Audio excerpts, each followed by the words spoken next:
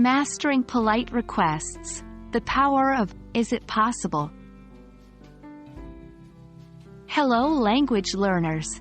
Today, we're going to focus on an incredibly useful phrase in conversational English, especially when it comes to making polite requests. That phrase is it possible? It's a phrase that can make our communication more respectful, more diplomatic, and more effective. In this video, we'll particularly concentrate on how to use, is it possible, when we're seeking permission. So, let's dive in. Before we use the phrase, is it possible, for seeking permission, let's make sure we understand what it implies. Is it possible is a phrase we use to ask if something can be done or if a condition can be fulfilled. It's a way of asking for something without directly commanding or demanding it. This phrase is very common in polite English conversation, as it exhibits respect and consideration for others. Example: is it possible to get a cup of coffee, please?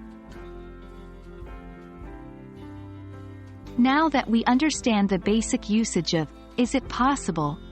Let's see how we can use this phrase when we are seeking permission.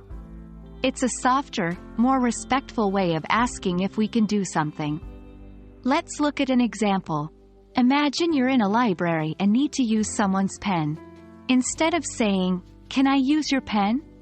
which is direct and may come off as rude to some, you could say, "Is it possible for me to borrow your pen?"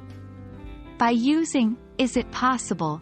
you're showing respect for the other person's belongings and making your request more polite. Even though, is it possible, is a versatile phrase, it's essential to know its variations to diversify our English conversation. For instance, you might use, would it be possible for me to leave early today? Could it possibly be okay if I take a day off next week? These variations still retain the politeness of the original phrase while allowing you to add a bit of variety to your language use. Remember, the key to mastering any language is practice. Try using, is it possible, in your conversations today and note the difference it makes. The more you practice, the more natural it will feel.